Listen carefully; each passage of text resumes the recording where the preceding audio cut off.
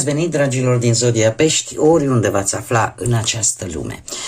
Ca de fiecare dată sunt încântată să fim din nou împreună la o nouă lectură, de data aceasta pentru luna aprilie, o lectură generală, așa că, dragilor, toți cei care aveți nu doar soarele, ci și luna, Venus sau poate ascendentul în Zodia Pești, această lectură este de asemenea și pentru voi și desigur vreau să le mulțumesc din suflet tuturor celor care sunteți aici, care mă susțineți prin comentarii, prin gesturi de apreciere și prin toate gândurile bune care vin din partea voastră, așa că mii de mulțumiri. Și desigur, dacă sunteți aici pentru prima dată, vă urez bun venit și dacă la sfârșitul acestei lecturi veți simți așa că ați rezonat sau poate că v-a adus un pic de ghidare, un pic de lumină în suflete, în gânduri, eu vă invit cu mare drag să vă abonați și desigur să susțineți acest canal printr-un simplu like. Atât abonatul cât și like-ul fiind gratuite, unicul lucru necesar este decât dorința și voința fiecăruia dintre voi. Și haideți să vedem, dragilor, că am ajuns și la cea de-a doua lună de primăvară. La voi ca și, să zicem așa, eveniment, oarecum, care vă privește în mod direct, avem un nod nord, care este în retrogradare în semnul vostru și care arată o perioadă de reflexie, de lecții karmice. Și aș spune că această retrogradare vă invită să fiți poate mai compasivi, mai spirituali,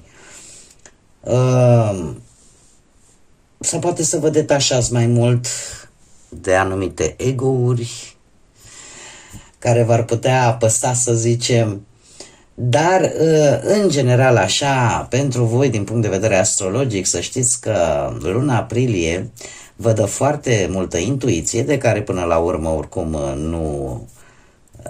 care nu vă lipsea. Sunteți poate, nu știu, mult mai compasivi, mai sensibili. Vin momente bune, ca să zic așa, pentru anumite proiecte pe care voi le puteți crea sau proiecte care să implice empatie, grija față de celălalt, înțelegerea față de celălalt. Sunteți mult mai atenți la nevoile voastre emoționale, dar eu aș spune că accentul se pune mai mult pe cei singurei. De ce? Pentru că pot întâlni persoane, să știți, compatibile cu voi, mai ales din punct de vedere spiritual, așa, sau de principii. Ce este provocator pentru voi, dragilor din Pești, în luna aprilie, este faptul că nu visați, nu rămâneți în visare, dragilor. O visare excesivă și o evitare a realității vă poate face să nu luați deciziile cele mai bune, să fiți chiar voi indeciși când trebuie să rezolvați ceva, poate, așa că mare grijă, nu stați cu căpușorul în nori, mai coborâți și cu el pe pământ. Pe partea asta profesională aș spune că sunteți mult mai atenți, revizuiți în mare parte direcția în care merge cariera voastră profesională sau vis-a-vis de acele proiecte, acele idei, acele planuri pe care voi le aveți în minte să le faceți. Și eu spune că în această lună, să știți că chiar dacă e ușor ciudat ce spun acum, dar creativitatea voastră și modul în care voi vă raportați la ceilalți, empatia voastră, vă poate ajuta chiar și în domeniul ăsta profesional.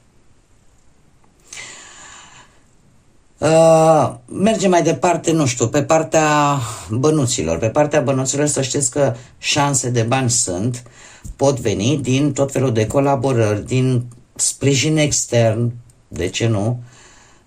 Încercați să nu luați decizii pe negândite, da? Analizați-le în ceea ce privește bănuții. Și dacă vorbim de viața sentimentală, cei care sunteți într-o relație, să știți că armonie în cuplu poate exista, dar doar dacă este deschidere, dacă există compasiune între voi, dacă există aceste lucruri, empatia asta din partea ambilor, nu numai din partea voastră. Puteți ajunge chiar și la momente de înțelegere foarte profundă în relația voastră, care e un lucru esențial până la urmă. Dacă vorbim de cei singurei, cum am mai spus, sunt șanse să vă întâlniți cu persoane la fel de sensibile, la fel de empatice ca și voi. Cred că unicul lucru la care ați putea să fiți atenți este totuși să le luați pe rând, nu vă grăbiți, da? Cu răbdare. Cu răbdarea trecem mare, cum se spune. Haideți să vedem acum și ce ne spun aceste cărți de oracol, de frunze de ceai. Aici am, pentru cei care nu știți și care sunteți noi aici pe canal, sunt niște cărți în care eu vreau să văd ce este important de știut pe săptămâni. Da? În cazul de față, pe săptămânile din aprilie. Prima săptămână nu este o săptămână întreagă, are decât 5 zile, dar ce este important de știut, avem măturica. E vorba ori de o nouă locuință, ori de o nouă atitudine. Ori pur și simplu faceți un pic de ordine în viața voastră pe o anumită arie. Pentru că aceste lucruri importante pot apărea în orice domeniu al vieții, fie el profesional, financiar sau sentimental. Dar aici, în mare parte, în principiu, îmi spune chiar din primele zile, ori vă gândiți să faceți ceva prin casă, să vă pregătiți de Sfintele Sărbători, de Paști, nu? Sau pur și simplu vă schimbați atitudinea. Da? Și modul de a gândi și de a vedea poate o anumită situație sau un anumit lucru. Cea de-a doua săptămână avem Pana. Cineva pe care tu îl cunoști se pare că nu prea este atât de sinceră și vei intui acest lucru în a doua săptămână, dar este ceva important. Și avem și liliacul. Ai grijă, niște inamici care lucrează împotriva ta. Acum, haideți să vă spun un lucru. Pot să fie într-adevăr și energii de persoane, dar în același timp pot să fie și niște situații care să lucreze cumva împotriva voastră sau niște atitudini. Așa că luați-le pe ansamblu. Asta nu înseamnă că nu trebuie să fiți vigilenți și să fiți atenți în a treia săptămână, de fapt, cam care este treaba și unde ar putea să fie aceste lucruri potrivnice vouă. Nu știu dacă e vorba de un bărbat, am aici o energie masculină, blondă, grizonată, nu știu, ten deschis, păr deschis, dar să știți că este cineva care va avea o importanță pentru voi în ultima săptămână din aprilie. Este cineva ori cu care veți avea de-a face, ori ca și relație, colaborare, nu știu, pe orice plan poate să fie, dar are o importanță această energie pentru voi. Haideți să vedem acum care este energia voastră generală pentru luna aprilie. Care e energia generală pentru dragii mei din Pești în luna aprilie? Să vedem energia generală pentru dragii mei din Pești. Stați. Ei, și ia uite ce caracatiță frumoasă. Coconut Octopus. Avem caracatița nucii de cocos, parcă așa îi spune. Avem numărul 23 și mesajul sună cam așa. Ești pe drumul cel bun. Continuă să mergi cumva printre ele, dar haideți să lăsăm un pic mesajul, hai să vă povestesc un pic vis-a-vis de numere. Avem 23 sau 5. Poate să fie important pentru voi, eu vi le dezbat, ca să zic așa, un pic din punct de vedere numerologic. Avem un 2 și un 3 care îmi vorbește de dorința voastră de a coopera mai mult, de a vă, cum să spun eu, de a vă echilibra un pic, da? Sunteți mai calmi, mai diplomați, mai receptivi și lucrul ăsta se va vedea în această lună aprilie. De asemenea, cifra 3 îmi vorbește de felul în care voi vă manifestați, comunicarea pe care voi o veți folosi. Să știți, așa cum am mai spus, comunicarea voastră, felul în care voi dialogați cu ceilalți vă va fi de foarte mare ajutor. O comunicare empatică, o comunicare, cum să spun eu, creativă, de ce nu? vă poate chiar ajuta foarte mult în această lună. Cred că treiul, de fapt, este energia artistului, al comunicatorului. Da? Folosiți-vă abilitățile pe care le aveți cu siguranță, pentru că chiar vă vor ajuta foarte mult în această lună aprilie. Dacă vorbim strict de mesaj, aș spune că, așa cum bine spune, sunteți pe calea cea bună, da? Sunteți pe drumul corect. Mesajul de jos, de fapt, încearcă să-ți transmită că trebuie să continui chiar și în momentele de tranzițiile, cumva în acele spații dintre, ca să zic așa, în care poate unele lucruri nu par atât de sigure sau se mișcă foarte lent. Practic, energia voastră este o energie saturniană. De ce? Pentru că vine și cu o lecție. Lecția de a avea răbdare, de a fi perseverenți și de a avea încredere în proces.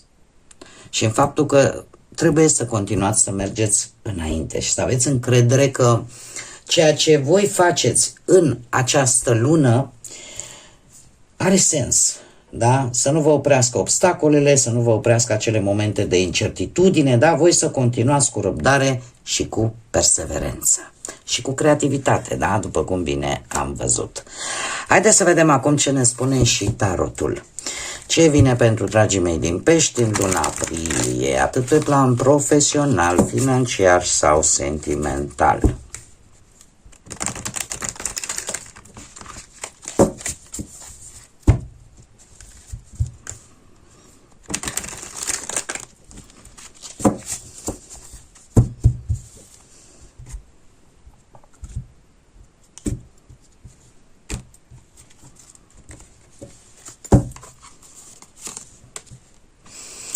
Pe plan profesional, un 10 de monede, un paj de monede, interesant, și o regină de spade.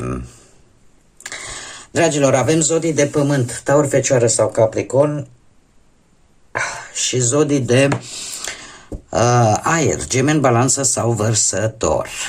Acum, haideți să o luăm pe rând. Pe partea profesională, cu acest 10 de monede, eu aș zice că este de bine. De ce? Pentru că arată atingerea unui nivel destul de stabil și de sigur. Orică vă vine un rezultat în urma unei munci de lungă durată, prin, nu știu, că reușiți să obțineți un loc de muncă stabil, care să vă ofere siguranță, sau o afacere care începe să funcționeze, sau pur și simplu o poziție solidă, poate într-o companie, de ce nu? Iar pajul de monede, de fapt, arată energia voastră de a învăța, de a studia, de a construi ceva stabil. Da? Sunteți dispuși să munciți pentru acest lucru. Îmi cer scuze, pentru stabilitate.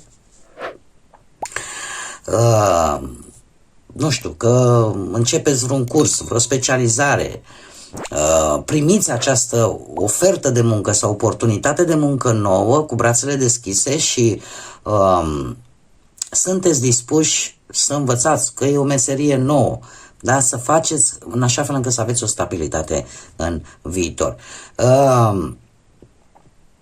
Nu știu dacă această energie de aer, această regină de spade, poate unii dintre voi aveți în ascendent sau în harta voastră astrală, pe casa muncii, să aveți vreo zodie de aer. Cert este că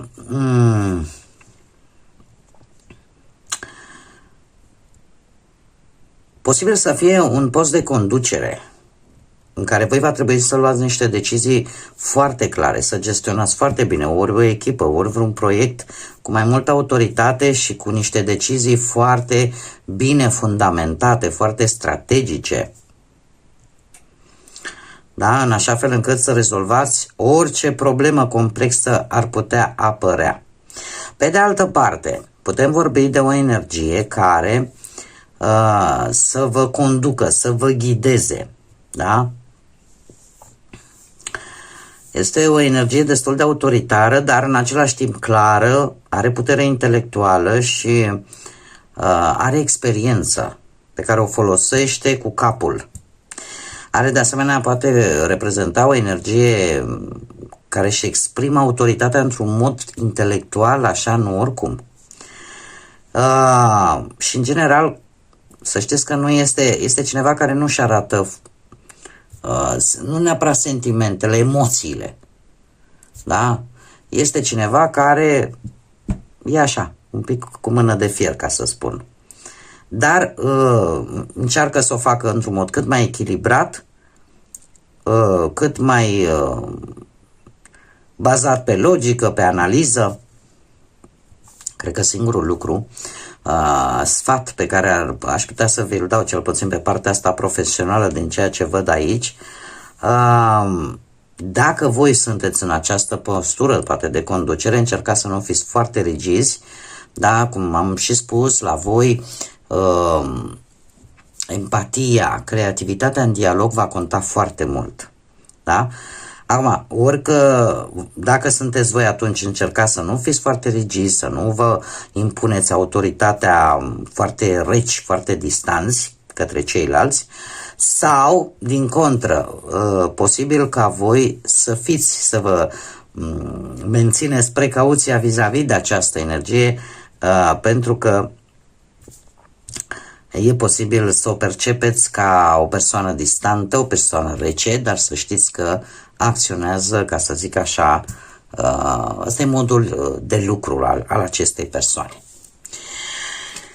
Haideți să mergem mai departe, să vedem pe partea banilor. Zodii de pământ. A doua regină. Zodii de pământ, Taur, Fecioară, Capricorn. Avem aici și un Uranus și posibil vărsător, dar și un 9 de cupe. Interesant, nu? 9 de cupe, dragii mei, pe partea banilor sunt posibile câștiguri care să vă aducă așa un pic de confort, un pic de siguranță, nu știu, că vin recompense, mici bonusuri sau venituri care, în mare parte, nu știu, să vă permită anumite satisfacții la nivel personal, da? Totuși, folosiți-le cu înțelepciune, de ce avem nebunul. Dar, în cazul de față, fiind alături de o regină de monede, da, vorbim atunci de un nebun matur. Un nebun care știe ce să facă cu bănuții și eu aș spune că,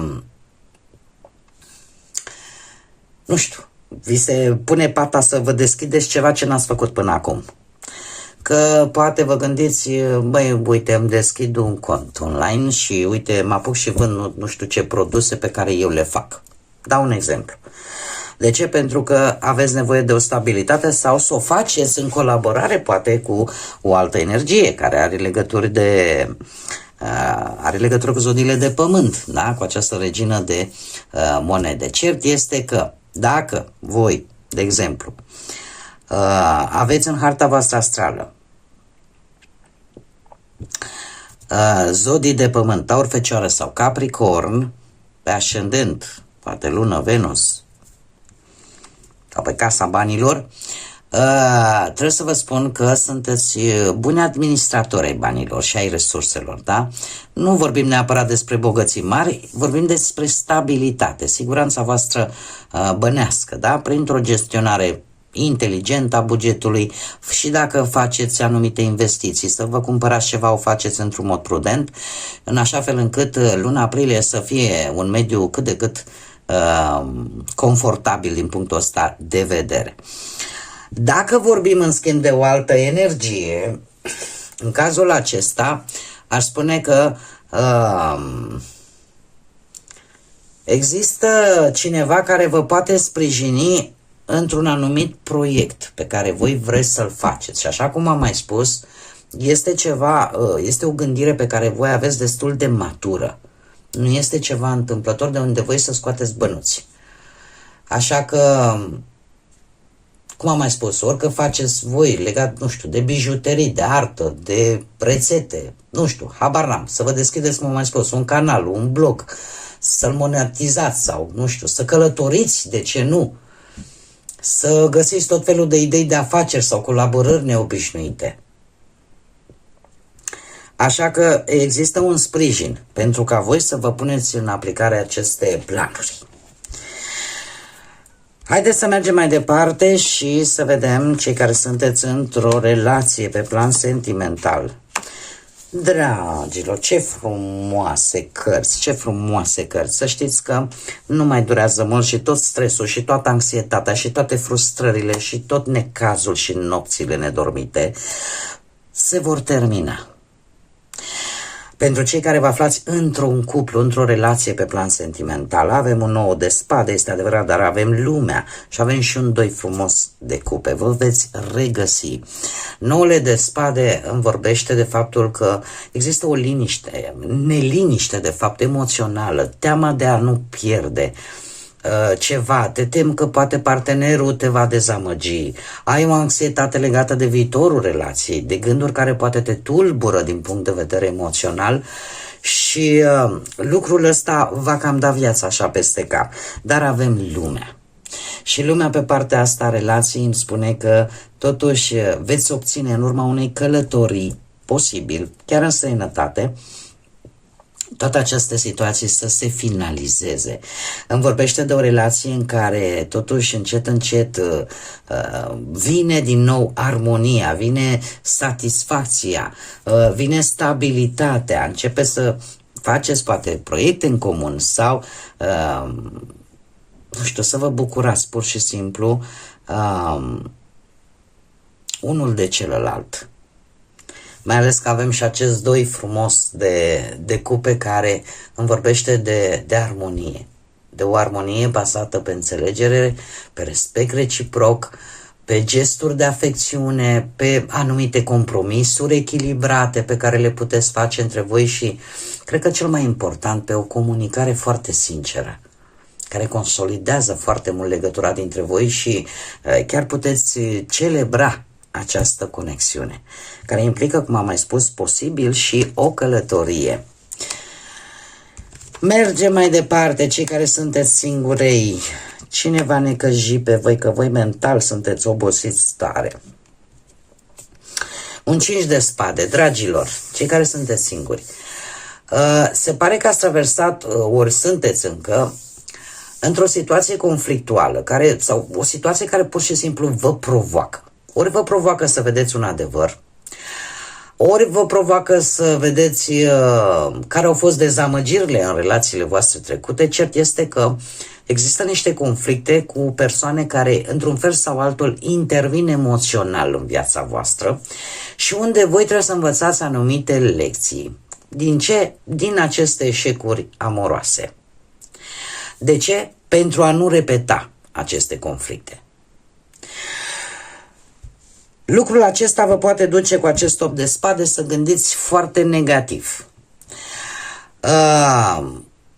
Foarte blocați, cel puțin din punct de vedere emoțional, să ezitați să vă deschideți din teama de, cum să spun, din teama că dacă mă deschid și se întâmplă la fel și ce o să mă fac e practic o anxietate legată de viitorul vostru sentimental, care nu face altceva decât să vă limiteze din punct de vedere al gândurilor, da, care vi le autoimpuneți. Și din teama de a fi respinși, voi vă limitați.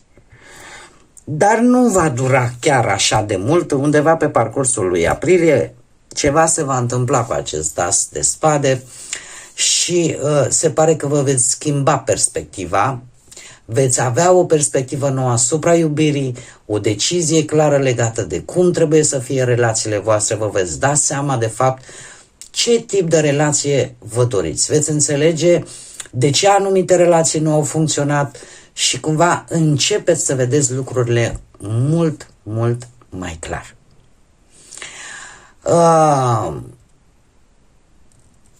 Este un factor important care vă ajută să ieșiți din acest autoblocaj, care se pare că va mai persista și pe parcursul lui aprilie.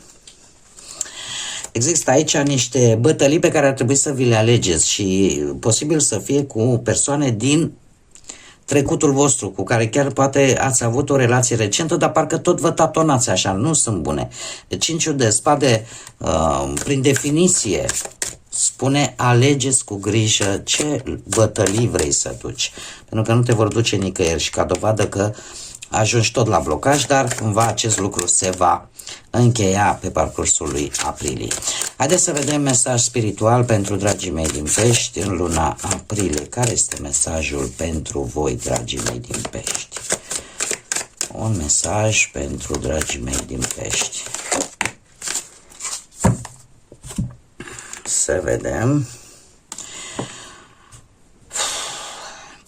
Trebuie să fii foarte decis și foarte clar vis-a-vis de atenția pe ce îți pui atenția în acest moment. Focusează-te în dorințele care vor veni. Stați așa un pic, încerc să nu traduc chiar mot-a-mot. Dacă ai tot ceea ce trebuie să îți creezi propria ta viață după propriile tale vise, așa că nu te mai îndoi, cel puțin odată nu te mai îndoi de tine și este timpul tău. Noi te prindem cumva, adică noi suntem cumva aici. Este un mesaj, să zic așa, nu este un monolog, este un dialog între partea universală, divinitate, spiritualitate și voi. Cumva încearcă să-ți spună că ar trebui să fiți mult mai clari în privința la ceea ce, pe ce vă concentrați voi atenția în acest moment. Bine ar fi să vă concentrați pe rezultatul pe care voi vi-l doriți, pentru că ai tot ceea ce trebuie ca să-ți îndeplinești sau să-ți faci viața de vis pe care tu ți-o dorești. Nu vă mai îndoiți de tine măcar o dată și se pare că este momentul vostru, iar partea asta spirituală este de asemenea lângă voi. Acum, să știți că cumva are și o conotație karmică. De ce?